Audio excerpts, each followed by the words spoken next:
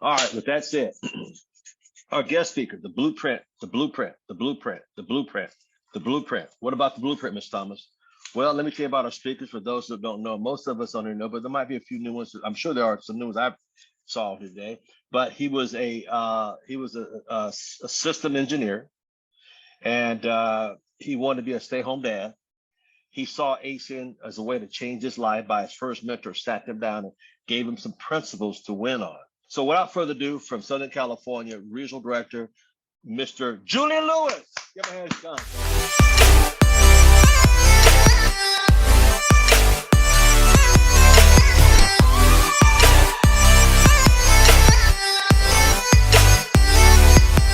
Good morning, everyone. I hope everyone's having an incredible day wherever you are around the world, whether it's the evening time, early morning, or whether you are on the West Coast with me. It's 9:10 a.m. and I'm excited and grateful to be here. And before I get started, I just want to show my appreciation for Mr. Al Thomas. Let all of you know that he wears his heart on his sleeve, and to be able to have him as a mentor, be able to understand his heart, what he truly believes in, what he wants for his team, his family, his people. If you were able to see that and we were able to put it on this video, there would be no reason why you would decide not to follow him. And I understand that about him, and he'll get emotional about it sometimes because he's been able to experience things that he didn't have in his wildest dreams when he was younger. And to want that for every individual to be able to experience it in their own right. Mr. Thomas, I appreciate you and everything that you stand for. And ladies and gentlemen, before I get started, just to give you a brief background on myself, like Mr. Thomas said, I was an engineer. I was a senior systems engineer. I was working roughly 80 to 90 hours a week at my job. I was averaging 50 to 60 flights a year, which put me in a situation where I really didn't have a lot of time. I didn't have time for myself or my family, and that became an issue when my fiance and I found out we are going to have a baby girl. I didn't see myself as the type of father that was only there financially and not physically. I wanted my daughter to know who the first man who loved her in her life was, so as she became an adult, she would recognize what love isn't. And so I decided to think outside of the box. I started reaching out to people and asking them, people that I knew that were building and generating income in not necessarily the traditional sense. And I was able to bump into a person who became my first mentor in this industry. And he shared with me a system that allowed me to replace my six-figure income and enabled me to come home to my family when my daughter was 6 months old. She's 17 years old now. I owe it all to the training, the support, the system, to be able to shift my mindset and to look at life, look at the world differently so that I could get different results. And so that's what we're going to be talking about today. We're going to be talking about becoming a disruptor. And the reason why I want to talk about it is, listen, guys, if you don't understand ACN, I could get up here and I could train you on how to launch, how to do the how-tos. I can get up here and train you on how to acquire customers, how to build a business. Do you realize that all of those trainings are on AC and Compass, that all you need to do, by the most effective that have done it, you just need to go to AC and Compass and go to YouTube University and press play, and then act on what you're learning and get good at it. That's all you have to do is for those things. What I want to talk about right now is something that I don't believe a lot of us really pay a lot of attention in, and it's becoming a disruptor. And I'm going to share with you a story that some of you got to witness. But before I do, what I want to do is I want to play for you a video. It's a 6-minute video. I usually do like 2-minute videos. This is a 6-minute video, and it's important because Gary Vaynerchuk, or as a lot of people know him as Gary V, he's going to be talking about the 3 things that you need to be a disruptor in any business. Okay. I believe personally, this is in all aspects of life. He's going to be talking about it. He's actually speaking with someone who's in the real estate business and who's interviewing him on how he can become a disruptor in his industry. And so you can take these principles and you can apply them to ACN. And I'm going to talk about how I apply them in my life. And I'm going to share with you in an area where I applied them recently. And a lot of you are going to have a light bulb moment and realize that there's nothing stopping you from becoming a disruptor. So let me go ahead and bring this video up. You guys get comfortable to watch this video. If you're driving, pull over. If you can't, then you can watch it on the recording. But I hope you're somewhere that you can pay attention. So let's get this. My question to you is, like, as the Gary V of real estate for my company, what are some tips and strategies that have helped you disrupt the traditional markets, and why is it so important to have an outsider perspective to an industry like real estate when it's long overdue for evolution and change? I think the thing that's always helped me is that I have a couple things going for me. One is patience. You're not going to disrupt anything. I mean, VaynerMedia is in year 11. I've really run it for 9 years. First 2 years were more AJ. I was still doing the wine stuff and writing Crush It. So you got to take the long game.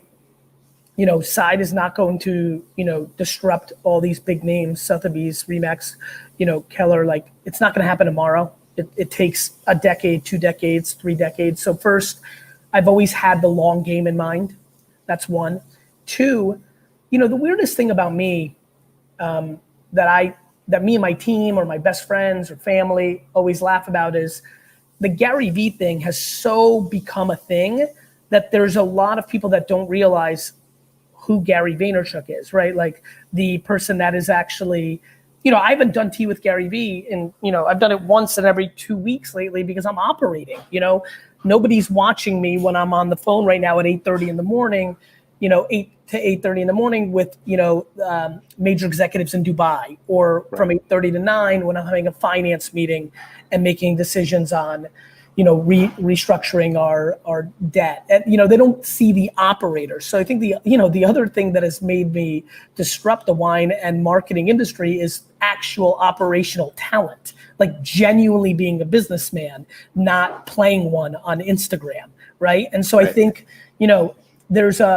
and it's really worked for me in a lot of ways. Like, I feel like people continue to underrate me. I can't stop talking about sports cards right now. I don't know if you ever grew up collecting those, Alex, but you need to get re-educated.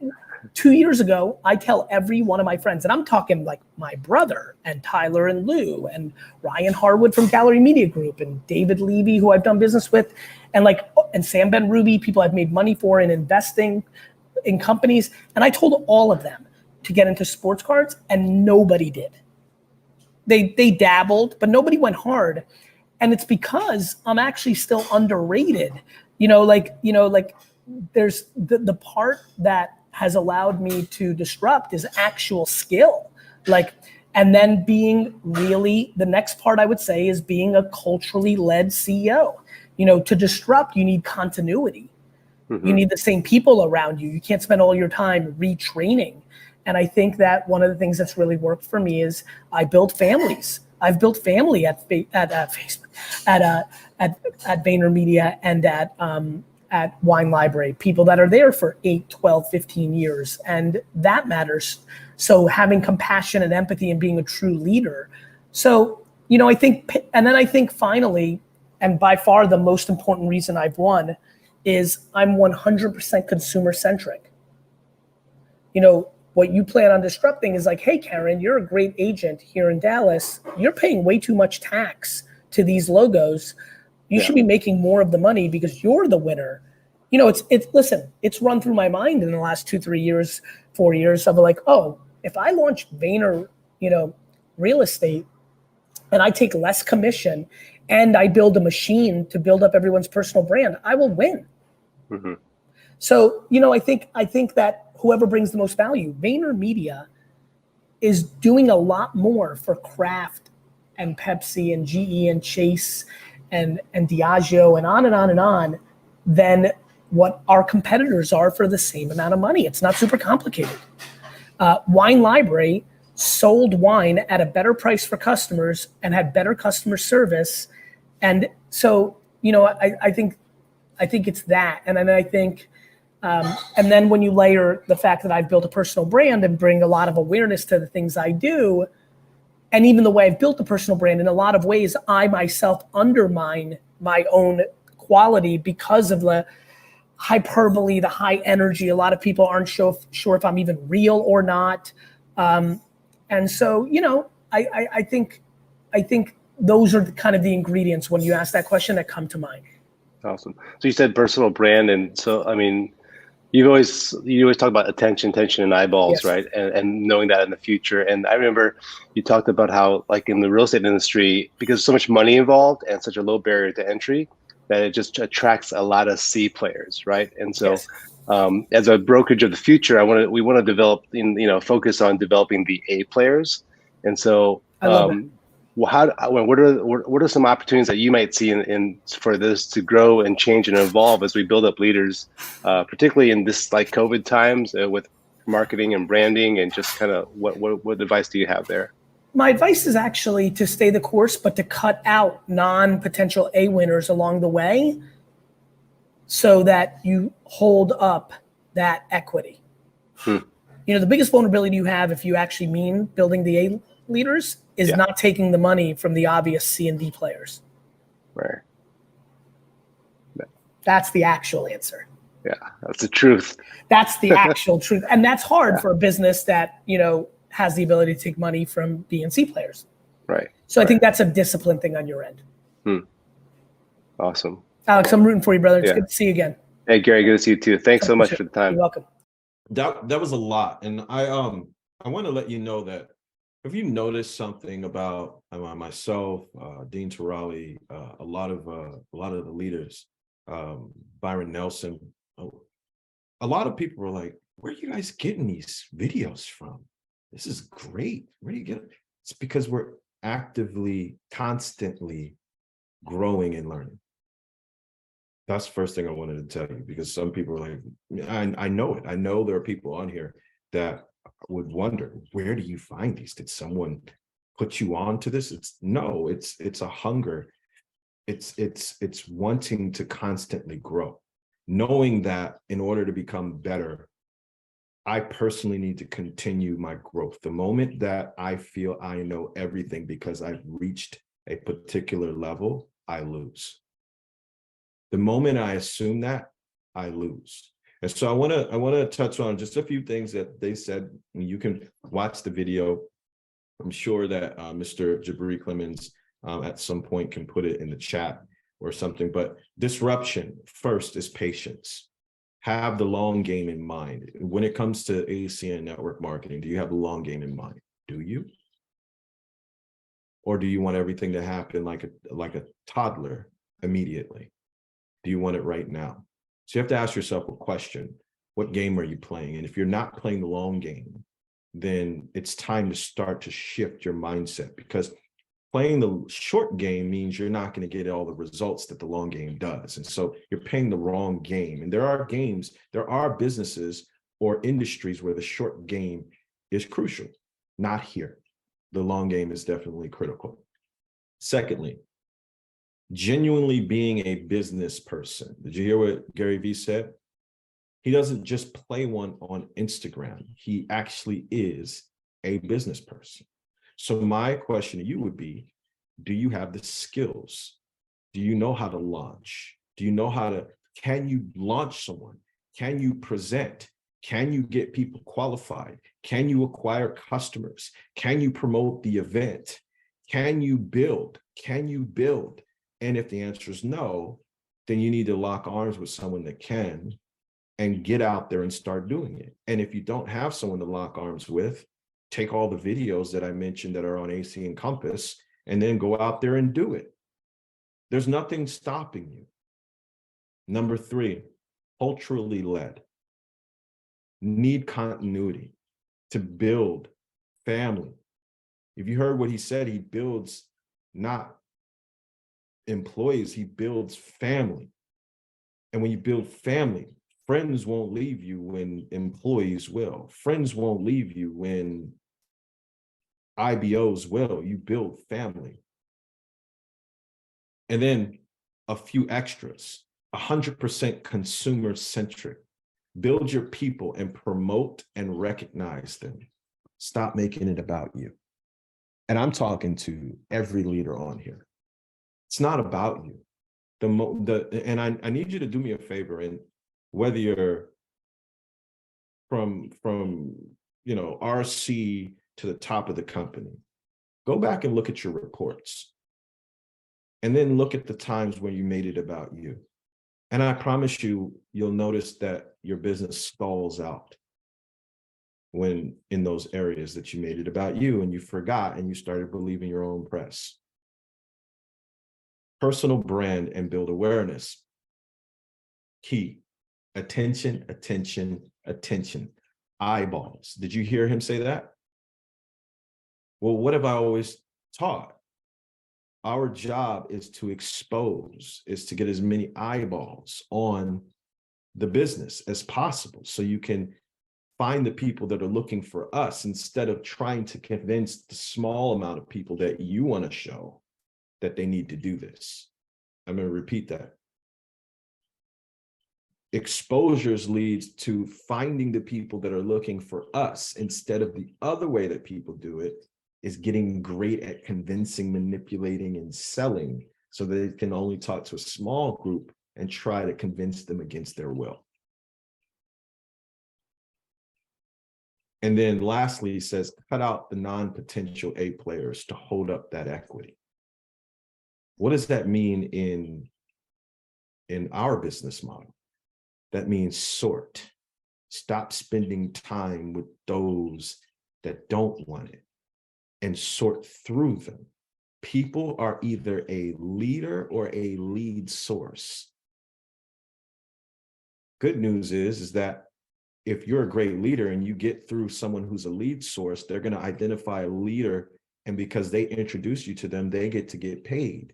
They get compensated by being a lead source. So someone who's a lead source can potentially become a leader when they wake up and become aware and they decide they want to do this. But while they're figuring it out, it's the leader's job to keep sorting. All right. And I want to talk about just disruption and rules for a second, because if I think leaders get it confused in ACN big time, and I mean at the top of what the system is. So I want you guys to put in the chat if you know what the system consists of, and don't be scared, because remember, if you don't know and you bring that to light, can we agree that not knowing is the starting point and we can work with that? See, because if you're scared to put it in, okay, so someone said the system is staying in phase 1. Okay, that's describing what you should do with the system.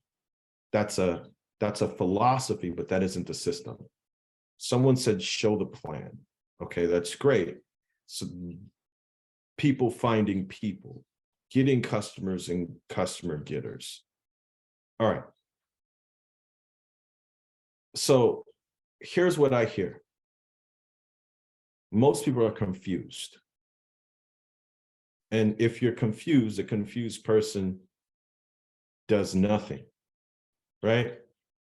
Well, Deborah, you said keep the main. Well, what is the main thing? Like, these are all cliche sayings that we all hear leaders say, but none of it means anything. And this is why I'm talking about it. Nothing, it doesn't mean anything. What is the system? What is the system? Piquing interest, that's great. That's part of it. So here's the system. All we do, no matter how you do it, is we expose people to our presentation. We expose people to our presentation. So exposures lead to decisions. Some decisions are going to be, I want to sign up as a business partner. Some are going to say, I don't want anything to do with it. And some are going to say, I will support you as a customer. Okay. So we expose as many people as we can to get more decisions made, to identify people that want to become our customer and our business partner. And then we repeat that process, showing them how to do it as well. Those that become our customers help us get qualified, help us get to higher customer points, which raise our percentages. Those that become our business partners help us to expand our team, which helps them to get more people exposures to see it, which gets more customers, which gets more. Do you see what I'm saying? That it's all starting with exposure. So when people say, well, no, the system is you have a PBR. No, that's the way you describe the system. What's a PBR? A PBR is just a home meeting. What's a home meeting? It's a gathering in a home where you're exposing people to the presentation. It's not, this is not, so what about online? Well, online is the same thing. What are you doing? You're exposing people. So when you expose them, what do you expose them to? The presentation. And at the end, they have decisions. It's all the same stuff. So you use whatever you can. You use technology, or high tech or low tech. Low tech is driving to someone's house and showing them on a piece of paper. High tech, low tech, doesn't matter what it is. The whole point and purpose is, the point is what? What's the point? What's the purpose? The person and the group that exposes the most people to the business wins. So if you know that, and we're talking about disruption, and how do you become a disruptor? By thinking about what others aren't doing and do that. Because I promise you, all the leaders are basically operating the exact same. Now, I'm not talking about reinventing the wheel, but I'm talking about being consumer-centric, being thoughtful. Like I shared last year with all of you. Some of you like to call people first. Promise you this, and it's not disrespect. And I'm talking to the older people right now.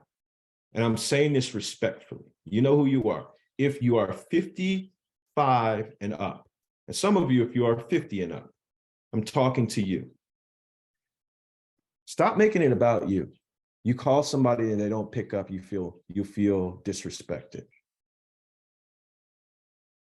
They don't pick up because cultural norms changed and you didn't see the change. So there used to be a cultural norm that when someone calls, you pick up the phone. That has changed. It is seen as disrespectful if someone calls you first. So now you're in your feelings because you feel I'm me. They should be picking up because they know who I am. And now you're emotional, you're in your feelings instead of recognizing that there was a cultural shift. And so if you text someone, hey, I have some great news, when do you have 2 minutes to talk? They will tell you that time, and chances are when you call, you'll have more people actually picking up because you understood the shift. See, as leaders, we're leading people, not products. So if you're a leader that doesn't recognize the shift, you become obsolete. Does that make sense? I'm not on Instagram, Facebook, TikTok, Twitter, because I like those things. I'm on it because Gen Z comes after me. And if I want to continue to grow my business, I need to understand the way they think, or I continue to grow the business with people who die off. Why? Because I'm being honest. Does everyone understand what I'm saying? So that becomes me being a disruptor. What do they know?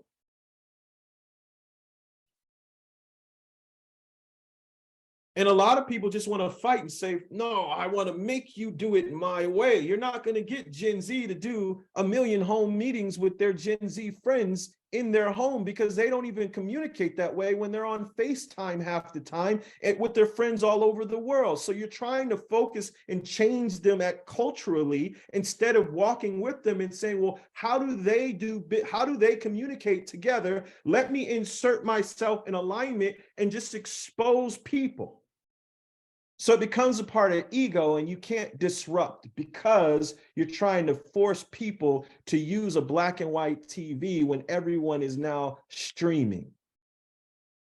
And if you don't understand this conversation, if you can't capture this, then you become extinct and obsolete.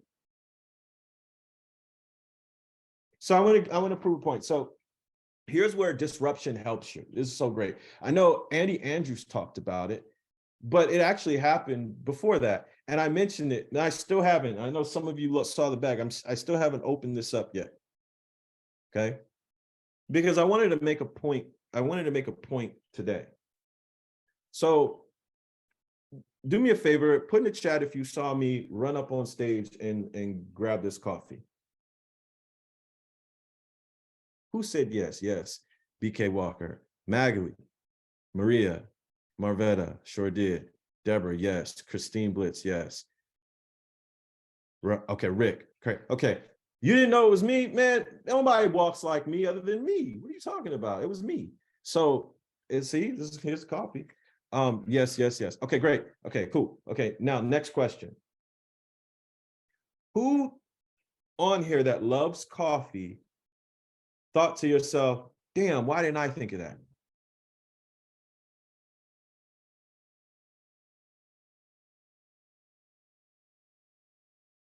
Who was thinking, I was thinking about getting the coffee?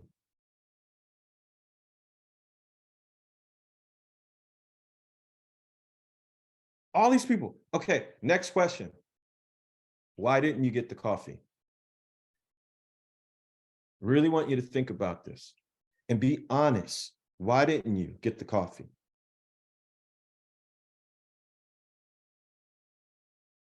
Put in chat. No, because she was on stage for a while before I went and got the coffee. Someone, thank you. Fear of going up. Didn't make the choice to go up. Why didn't you get the coffee? I want to see this because this is where we interact. Why didn't you get the coffee? Didn't.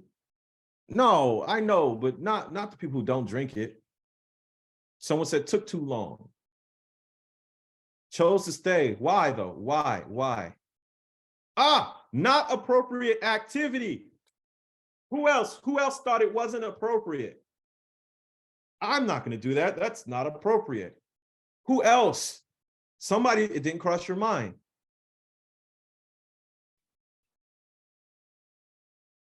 Here's what's so funny. Everything that you do now, every big idea wasn't appropriate at some point. And small thinkers never win big. So I'm gonna share something with you. The rule, listen to me really quick. The rule. Whose rules? Whose rules? Where are these rules? Pull them up for me. Where are these rules? What's socially acceptable? What isn't? Where are these rules? No. Someone send me the link. Where are these rules that if you don't do this, if you do this, you're gonna get in trouble? Oh, there it is. Jackie Black. Look at Jackie Black's video. You see where these rules are? They're in your dome piece. Do you know what a dome piece is? I know Jabri does. That's why he giggled. They're in your mind. These rules are in your mind. And you know what's in your mind? Your imagination. You're being controlled by rules that you made assumptions on that were given to you by other flawed human beings who said these are the rules, and you accepted them without question. And they are confining you to your space. They're trapping you within a prison that you can't smell, you can't taste, you can't touch. They're in your mind, and they're stopping you from doing great things. So why am I telling this to you? I realize that when you become aware that everyone is governed by invisible rules that aren't real, you can become a disruptor. So I want to teach you why this is so important. When Sam started training, I said, because I've done a lot of social media stuff, she is on point. Everything she is saying is gospel. I would like to know her and her husband on a personal level. How can I make that happen? I haven't been to an in-person event in a while. I'm not walking up on the stages like I used to, like lapping the stages. Not a super triple quadruple SVP platinum. I just become a disruptor. So here's what happened. When I went on stage and I grabbed a coffee and everyone was laughing, do you know that after their talk, her and her husband sought me out? Who knew that? Did anyone know that? And so now I was able to have an introduction directly as a disruptor. Do you think that maybe that set me apart from every SVP, triple RV, quadruple RD, RC in the entire arena? So it wasn't my pen. And doesn't that go right with what Andy Andrews taught at the end of the day? So if all the SVPs were his friend with the big hands that could go jump higher, then I was his friend Kevin, who went down to the bottom of the pool and shot up higher and became legendary. Are you getting that? My question to you is, what are you not thinking of? And what could you start doing where the only thing that's holding you back are fake rules that are tying you down, that will not hurt you if you break them? I'm 42 years old. I promise you, I know how to do TikTok. I know how to do IG, stories, reels. I know how to do all of it. Why? Because I'm not a dummy. I know that as I get older, the younger people incorporate that in how every way that they communicate. It's like my mom saying she doesn't like the new remote controls, so she keeps using the same old one. What happens when she can't anymore? Now there's been so much growth between her old remote and the new remotes that when she finally has to get a new remote, she can't use it because it's foreign to her. Some of you say you're not good on social media. That's not true. You don't like the fact that that life has changed. And so you don't want to use it because you're scared. And you hide and you're scared and you pretend that you're not by saying, I just like doing things old school. No, you don't. You're scared. Look, psychology is one of my favorite subjects. And whenever I hear that, whether it's from social media or anything else, the truth is you're scared of looking silly. And so you lean into the areas that you know. What I'm telling you is, in order to be a disruptor, you gotta stop doing that. So I hope I hurt some people's feelings in a good way, because it was all from love. And I hope those of you that want to make some disruptions this year in your income decide to take a hold of it and start breaking some rules that are not real, so that you can start to make some real results happen moving forward.